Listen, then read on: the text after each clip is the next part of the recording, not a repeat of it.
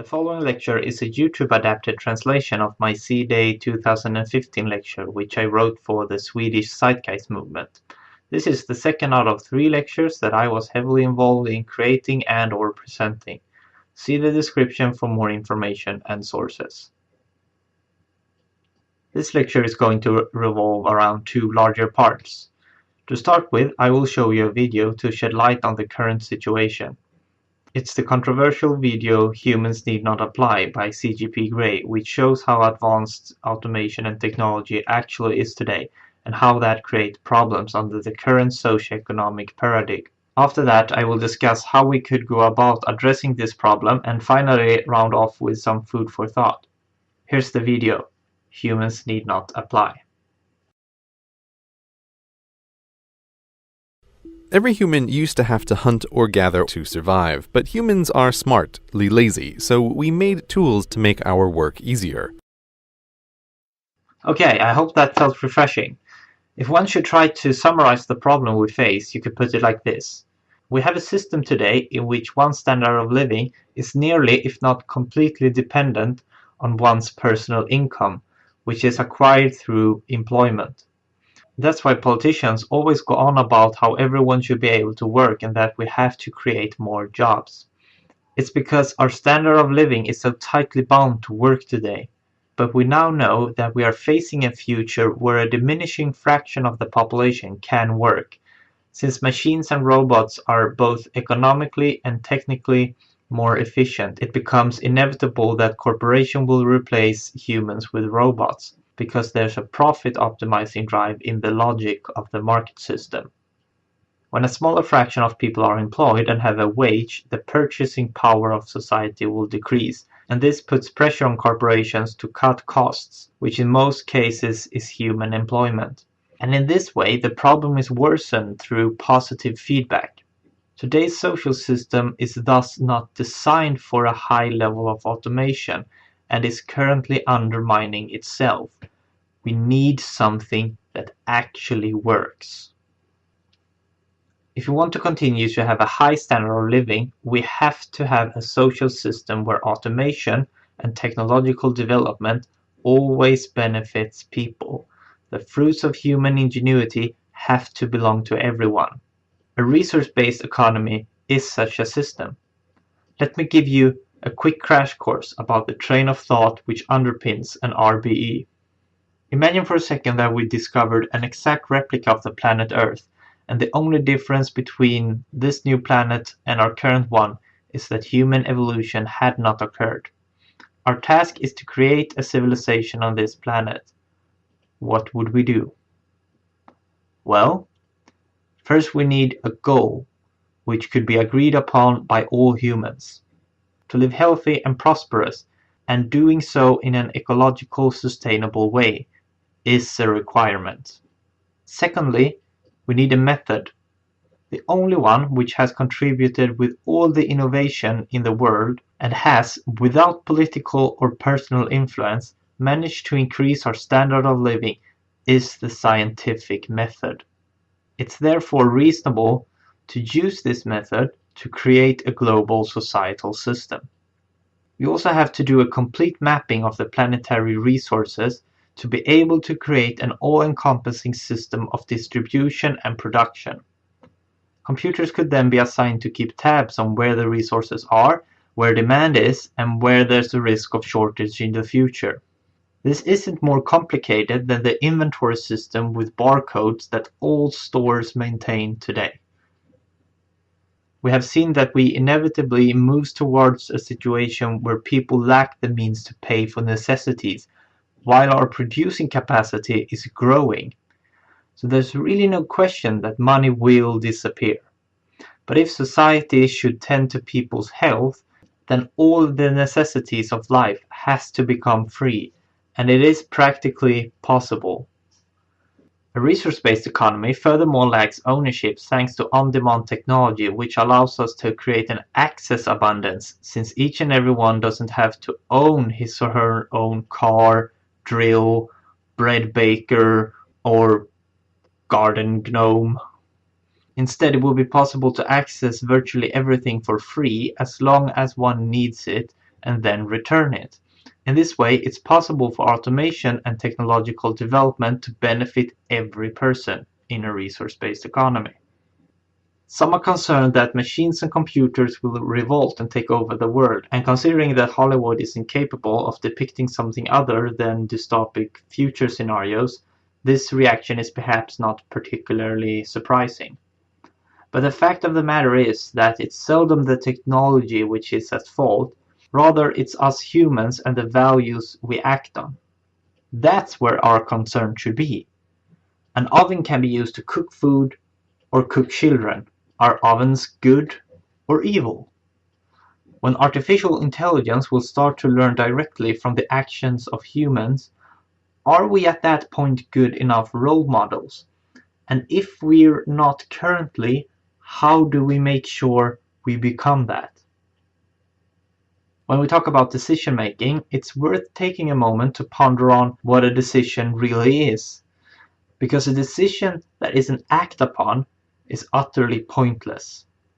So even if computers would make decisions, it doesn't mean that they are in control.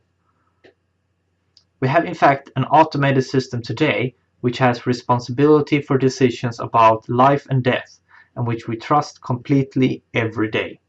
The traffic light system. We tend not to run a red light because we will jeopardize our life, and at the same time there's hardly anyone who thinks that the traffic light system tries to kill us by giving the crossing traffic a green light. You could run a red light, but we understand the risks and at the same time the benefits of having traffic lights. There's not much difference to this when it comes to all other forms of automation that I talk about. Sure, you could build a traffic light system which scans the license plates and gives some cars priority, but honestly, why? The same thing applies to distribution of productions in a resource-based economy. It could be constructed in such a way that there's mechanisms for discrimination, but at the same time, it's possible to construct it in such a way that it's impossible to discriminate. Again, it's not the technology which is potentially dangerous, but the values which we have today. A large difference between the decision-making done today and what could be done in a resource-based economy is that in an RBE, decisions aren't made, they are arrived at. Computers and machines monitor society, nature, and the earth to our highest scientific and technological possibility and presents conclusions from the available data. No subjective value about how things should be is involved. What is presented is only the facts about how things are and what works. Hence, computers aren't really decision makers in a resource-based economy, they are only the middleman in our continuous societal conversation with nature. In the end, it's each and every one of us that are the decision makers, because we decide what we will do with our lives. Exponential growth is one of the hardest things to wrap one's mind around, but it is at the same time the trend which technological development follows. Since electronic computers were first devised in the beginning of the 40s, they have become 81 times as powerful for the same price each decade. Today, computers are hence 200 trillion times as powerful. It took us 75 years to get here.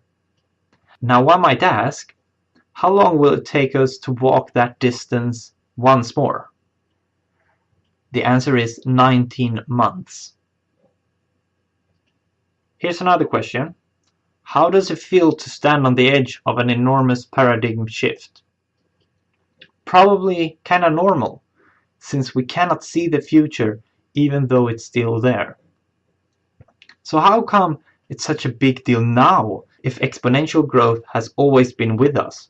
It's because we are now approaching computers and machines which are equal with people, and in a few decades they will surpass the capacity of the entire human population, unless we manage to keep up with the pace. What's the meaning of life? Let us begin with the question, what's the meaning of a job? When I'm out doing street activism, talking with people and tell them that it's possible to automate most jobs, I get a negative reaction. The reason, as I gather, is that a job in many people's view is not merely the task or chore. It's so much more. A lot of people go to work to socialize, to hang out with colleagues, or getting to know new people. Others go to work for the challenge to become better at something. That aspect of work is certainly a positive thing and something I don't want to deny people, but a majority still only goes to work to get a wage. They work so that they can save enough money to get off from work. If the only reason we work is to make money, the work was probably not worth doing to begin with. We created the machines to free ourselves from tasks that we don't want to do. Now they steal our jobs. What happened? If the jobs become fewer, people will start seek out other social circles, meaning it's voluntary, but you still get to know the community and challenge yourself. There are plenty of different organizations and projects where you can get both needs satisfied without being forced to do something. It's the compulsory aspect I want to get rid of, and we can do that now. When this aspect is gone, we let creativity flow, and time could be spent on pondering at questions such as, for example, the meaning of life. If you didn't have to worry about money ever again, what would you do? What an incredible, exciting, and eventful life we could live if we didn't spend 8 hours a day, 5 days a week doing stuff we don't even ourselves understand why we are doing, or stuff that we hadn't have done unless we were paid. Imagine how awesome we would be at playing the guitar if we spent the same amount of time we do now on work.